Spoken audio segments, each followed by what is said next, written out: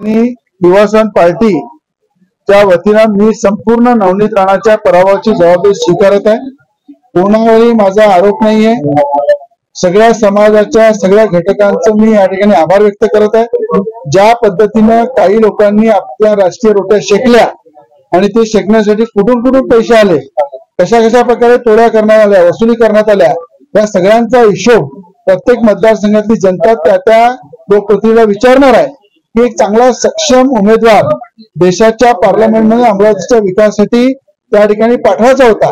त्याला रोखण्याचं काम ज्या काही नेत्यांनी नवनीत राणा अगेन्स्ट ऑल जे चित्र या ठिकाणी दिसलं आणि त्या चित्रामुळे त्यांना थांबवण्यात आलं। संविधानाचा गलत प्रचार करून या ठिकाणी चुकीचा प्रचार करून मते जमा केले। 8,500 रुपये त्यांच्या बँकेत टाकू खटाखट असा प्रचार चुकीचा केला आणि मते जमा केले आणि आपली राजकीय पोळी शेकली। त्यांचा जबाब विधानसभेमध्ये संपूर्ण जनता मागणार। त्यांना सगळं माहित आहे की त्यांचा एकच नारा आहे, बाप बड़ा भैया सबसे बड़ा रुपया।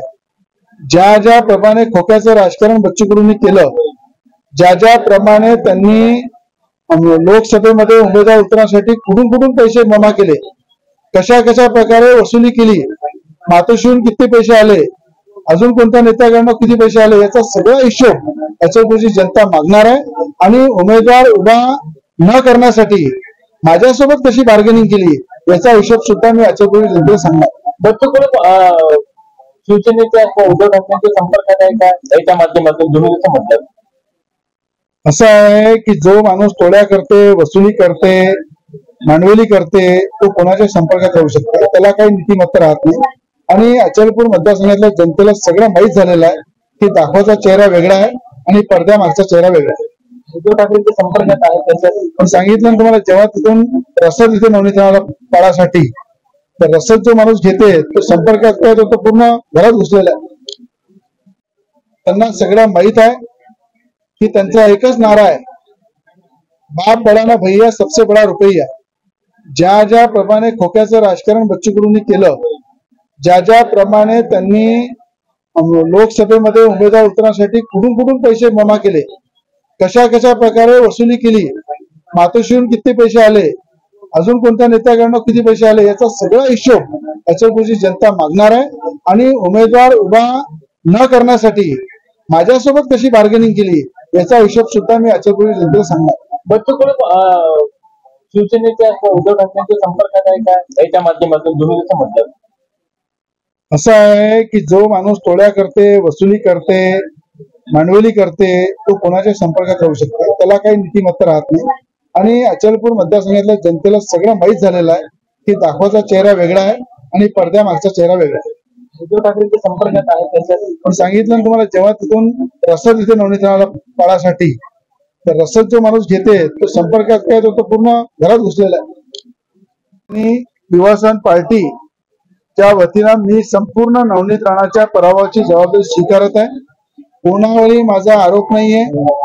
सगळ्या समाजाच्या सगळ्या घटकांचं मी या ठिकाणी आभार व्यक्त करत आहे।